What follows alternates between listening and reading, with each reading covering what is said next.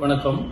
நமது தமிழக அரசு மக்களுடைய சேவைகளை துரிதப்படுத்துவதற்காகவும் செய்வதற்காகவும் அரசாணை 73/2018 11/6/2018 அன்று நிறைவேற்றப்பட்டிருந்தது.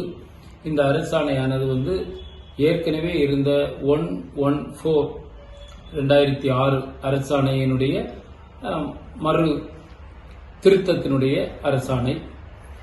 இந்த அரசாணையில் என்னன்னா, ஒரு மனு இல்லைன்னா ஒரு விண்ணப்பம், ஒரு புகார் கொடுத்தாச்சுன்னா ஒரு 30 நாளையில முடிச்சு நமக்கு அதனுடைய முழு பலனை அந்த மக்களுக்கு தெரியப்படுத்தணும் அப்படிங்கிறது அரசினுடைய ஆணை.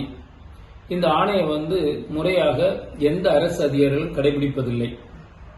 இப்ப குறிப்பா ஒரு ஊராட்சியில ஒரு பிரச்சனையை ஊராட்சி தலைவர்கிட்டயோ ஊராட்சி செயலாளர்கிட்டயோ நம்ம கொடுத்தோம்னா நடவடிக்கை எடுக்க மாட்டேங்கிறாங்க. அந்த நடவடிக்கை எடுக்கலன்னா ஊராட்சி ஒன்றியத்தினுடைய வீடியோட்ட கொடுக்குறோம். வீடியோவை நடவடிக்கை எடுக்கலன்னா என்ன செய்யறோம், நிறைய மாவட்ட ஆட்சியருக்கு குறை தீர்ப்பு நாளில் மண்டே பெட்டிஷன்ல கொடுக்குறோம். அங்கேயும் பண்ணலன்னா என்ன செய்யறோம், சிஎம் செல்லுக்கு அனுப்புறோம். அங்கேயும் பண்ணலன்னா ஆலயமணிக்கு, ஊராட்சி ஆலயமணிக்கு நம்ம புகார் செய்யறோம். அங்கே நடவடிக்கை எடுக்கலன்னா கிராம சபைக்கு வர்றோம். இப்படி சுத்தி சுத்தி ஒரே பெட்டிஷன் பல இடங்களுக்கு போய் பல பணி சுமையை அரசுக்கு உருவாக்குது. இதை கேட்டாச்சுன்னா யாருமே பதில் சொல்றதுக்கு இல்ல. குறிப்பா ஒரு வருவாய்த்துறை இருக்குன்னு வச்சுக்கோங்களேன்.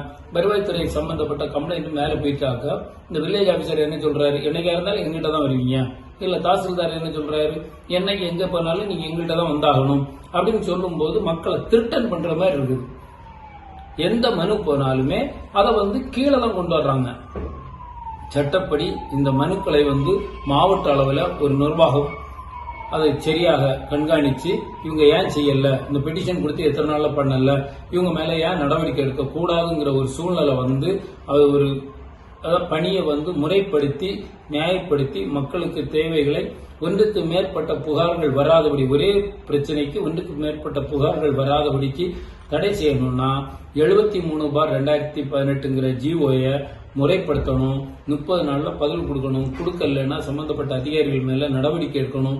சப்போஸ் நடவடிக்கை எடுக்கலன்னா மனுதாரர் யார் புகார் செய்திருக்கிறாங்க, இல்ல யார் விண்ணப்பம் கொடுத்திருக்கிறாங்களோ, இல்ல யார் கோரிக்கை வச்சிருக்கிறாங்களோ அவங்க காவல் நிலையத்துல புகார் செய்தா ஐபிசி 166 படி அவங்க மேல வழக்கு பதிவு செய்து அவங்களுக்கு குறைந்தபட்ச தண்டனை அவங்களுக்கு பெற்றுக் கொடுக்கும் போது இது போன்ற பிரச்சனைகள் வராது. நமக்கு பணி சுமை அதிகப்படாது. அரசுக்கு வருவாய் இழப்பு வராது. மக்களுக்கும் அரசுக்கும் நல்ல ஒரு ஒற்றுமை உருவாகும். இந்த ஒரு ஒற்றுமையை தான் அந்த அரசும் எதிர்பார்க்குது, மக்களும் எதிர்பார்க்கிறாங்க. அதனால அரசனுடைய நல திட்டங்களை மக்களுக்கு நேரடி சென்றடைவதற்கும் அது முறையாக கிடைப்பதற்கும் இது ஒரு வசதியா இருக்கும். அதே மாதிரி ஆர்டிஐ கடிதம் 30 நாள்ல கொடுக்கணும், பதில் கொடுக்கணும்னு இருக்குது. யாருமே கொடுக்கறது இல்ல. 90% கொடுக்க மாட்டேங்கிறாங்க. அதுல தவறுதலா கொடுக்கறாங்க. இந்த விஷயமும் இதுல நாங்க உள்ள கொண்டு வர்றதுக்கு பிளான் பண்ணியிருக்கிறோம். அதனால இந்த முறைப்படி 73/2018 இந்த அரசாணை, தமிழ்நாடு அரசாணையின்படி ஆர்டிஐயும் பொதுமக்கள் கொடுக்கக்கூடிய அனைத்து மனுக்களுக்கும், அனைத்து துறைகளிலையும் அனைத்து இடங்களிலும் கொடுக்கக்கூடிய மனுக்களுக்கு இந்த சட்டத்தை முறைப்படுத்தி நடவடிக்கை எடுக்கிறதுக்கு நீதிமன்றத்தை அணுகி 10 நாள் தொடர் போராட்டம் நாம ஆரம்பிச்சிருக்கிறோம். 10ஆம் தேதியிலிருந்து ஒவ்வொரு மக்களும் நாங்க கொடுத்திருக்கக்கூடிய மனுக்களை தொடர்ந்து நீதிமன்றத்துக்கு அனுப்புங்க. சம்பந்தப்பட்ட துறை சீஃப் செக்ரட்டரிக்கு, அதே மாதிரி லா செக்ரட்டரிக்கு, அதே மாதிரி அரசு பணியாளர் நடத்திய விதிமுறைகள் ஆணையருக்கு, ஹோம் செக்ரட்டரி, இவங்களுக்கு எல்லாரும் நம்ம அனுப்பிட்டு இருக்கிறோம். நிறைய மனுக்கள் போயிட்டு இருக்குது.